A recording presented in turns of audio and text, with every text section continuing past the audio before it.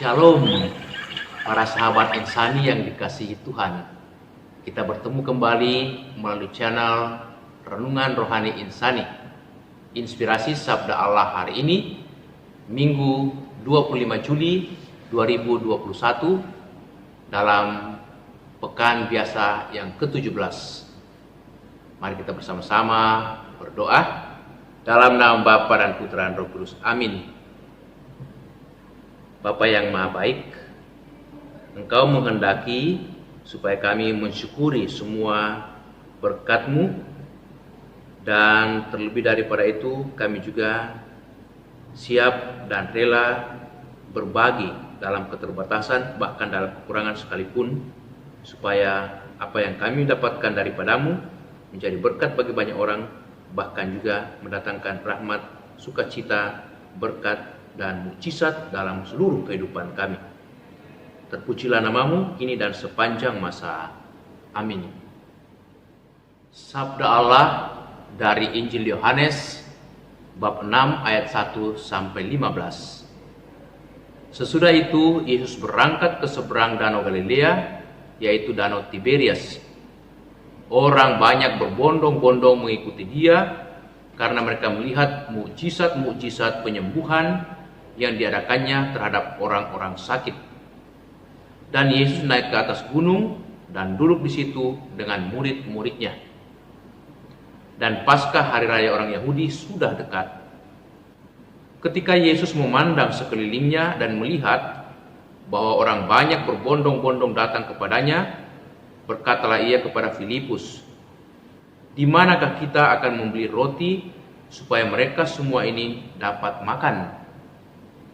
Hal itu dikatakan Yesus untuk mencobai Filipus, sebab Ia sendiri tahu apa yang hendak dilakukannya. Jawab Filipus kepadanya, "Guru, roti seharga 200 dinar tidak akan cukup untuk mereka ini, sekalipun masing-masing mendapatkan sepotong kecil saja."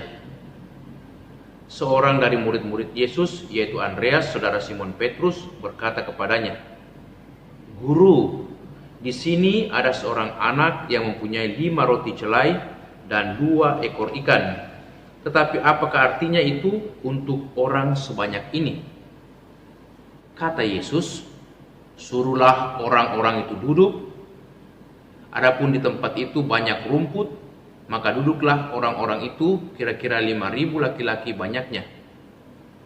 Lalu Yesus mengambil roti itu, mengucap syukur dan membagi-bagikannya kepada mereka yang duduk di situ. Demikian juga dibuatnya dengan ikan-ikan itu sebanyak yang mereka kehendaki. Dan setelah mereka kenyang, Yesus berkata kepada murid-muridnya, "Kumpulkanlah potongan-potongan yang lebih, supaya tidak ada yang terbuang." Maka mereka pun mengumpulkannya dan mengisi 12 bakul penuh dengan potongan-potongan dari ke-5 roti celai yang lebih setelah orang makan. Ketika orang-orang itu melihat mujizat yang telah diadakannya, mereka berkata, "Dia ini adalah benar-benar nabi yang akan datang ke dalam dunia." Karena Yesus tahu bahwa mereka hendak datang dan hendak membawa Dia dengan paksa untuk menjadikan Dia raja, maka Ia menyingkir pula ke gunung seorang diri. Demikianlah Injil Tuhan. Lalu Yesus mengambil roti itu, mengucap syukur dan membagi-bagikannya kepada mereka yang duduk di situ. Saudara-saudariku yang dikasihi Tuhan, ada sebuah cerita legenda yang sangat menarik untuk kita renungkan. Barangkali juga cerita ini sudah beberapa kali kita dengarkan atau kita baca dalam suatu tulisan. Kisahnya demikian. Di suatu padang gurun yang sangat luas terdapat sebuah oase. Kita tahu biasanya padang gurun itu tidak ada tanaman atau tumbuhan yang hidup di sana, karena kondisi tanah atau pasir di sana sangat panas pada siang hari. Dan pada malam hari perubahan cuaca sangat berubah, bisa menjadi sangat dingin, sehingga memang sulit sekali untuk bertumbuh sebuah pohon atau tanaman di tempat seperti ini. Kebetulan di tempat itu ada suatu oase di mana muncul mata air. Jadi oase ini tidak lain adalah sumber air di tengah-tengah padang gurun. Dan di sekitar oase itu tumbuhlah sebatang pohon mangga, di mana pohon ini bertumbuh sangat subur karena cukup air makanan dari oase, dan daunnya sepanjang bulan, sepanjang tahun hijau, subur, sehingga juga menghasilkan buah-buah yang lebat, yang banyak. Dan bahkan sepanjang tahun pohon mangga ini berbuah. Buahnya itu sangat besar dan sangat nikmat untuk dimakan karena manis. Suatu ketika seorang pedagang lewat di situ, dan dia begitu haus, begitu lapar, sehingga ia mampir di oase. Dan kebetulan dia melihat juga ada pohon mangga, dan betapa hatinya tertarik untuk menikmati buah mangga itu. Setelah menikmati buah mangga, dia merasa puas dan begitu senang. Tetapi naluri sebagai seorang pedagang mulai muncul, mulai berjalan dalam pikirannya.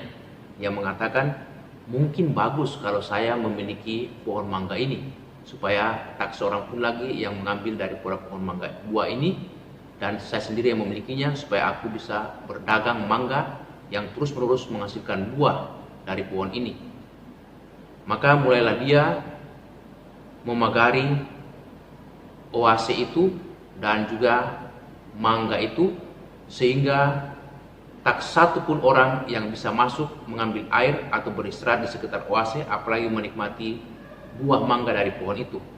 Tetapi apa yang terjadi, saudara-saudariku, ternyata oase itu karena jarang diambil airnya, jarang dinikmati oleh manusia, lama-kelamaan itu airnya menjadi sangat asin, bahkan pahit.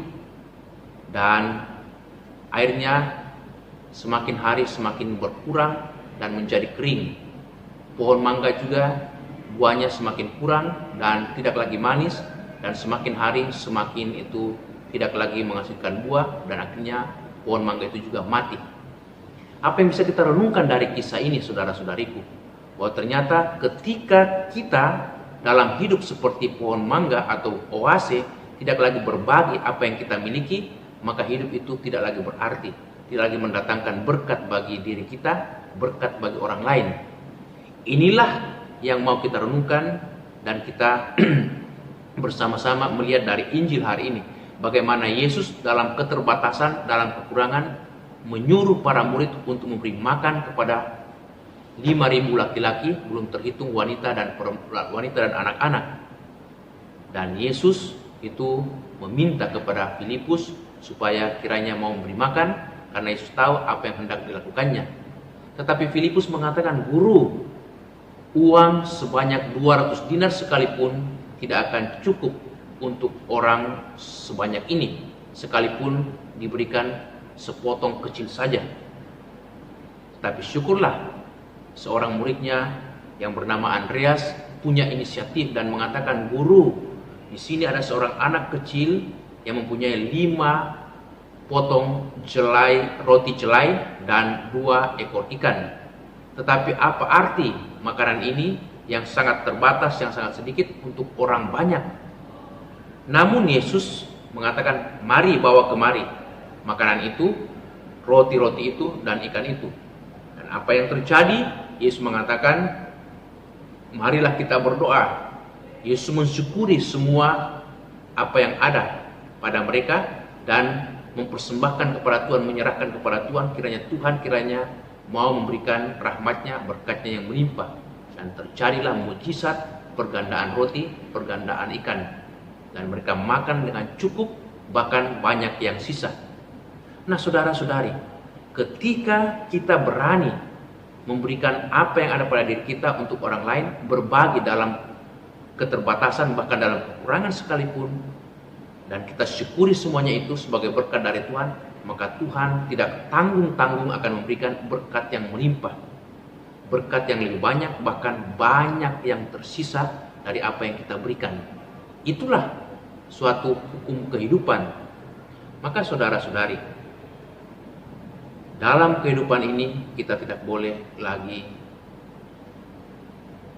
membatasi diri kita untuk melayani orang lain, apalagi berbagi dalam keterbatasan dan kekurangan. Di saat-saat situasi yang kurang menguntungkan seperti ini, pandemi yang semakin mengganas, semakin berbahaya, kita pun juga wajib untuk saling tolong-menolong, untuk saling membantu, untuk saling memperhatikan, terutama kesusahan orang-orang yang menderita. Adakah kita mempunyai hati kasih untuk orang lain? Adakah kita juga mau memberikan pertolongan, walaupun kita terbatas, walaupun kita juga membutuhkannya? Tapi saya yakin ketika kita berani berbuat sesuatu yang baik untuk orang lain, Tuhan melimpahkan berkat bagi kita, bahkan melimpah-limpah rahmat-Nya menjadi suatu mukjizat yang luar biasa seperti yang terjadi hari ini. Itulah rahasia mengucap syukur. Maka marilah kita selalu bersyukur kepada Tuhan, sebab dengan bersyukur, dengan apa yang ada pada kita, apa yang kita miliki, akan menjadi kegembiraan, sukacita, berkat dalam hidup kita, dan juga menjadi berkat bagi banyak orang, karena itulah yang Tuhan kehendaki untuk kita bagikan dan kita syukuri dalam hidup ini. Amin. Bapa yang Maha Baik, kami mengucap syukur atas rahmat-Mu, berkat-Mu yang selalu baru, nyata dalam hidup kami, ketika kami mensyukuri apa yang ada pada kami, dan terlebih saat kami mau berbagi. Semoga apa yang kami bagikan, apa yang kami berikan kepada sesama, selalu mendatangkan berkat bagi sesama, dan juga mendatangkan sukacita dalam kehidupan kami. Demi Kristus Tuhan kami. Amin. Tuhan bersamamu. Semoga saudaraku sekalian senantiasa dilindungi, dibimbing, diberkati Allah yang Maha Kuasa, dalam nama Bapa, Putra, dan Roh Kudus. Amin. Terima kasih saudara-saudariku yang telah mendengarkan sabda Allah melalui channel Insani. Semoga saudara-saudariku bersama dengan segenap keluarga senantiasa diberkati Tuhan dalam setiap aktivitas dan pelayanannya. Amin.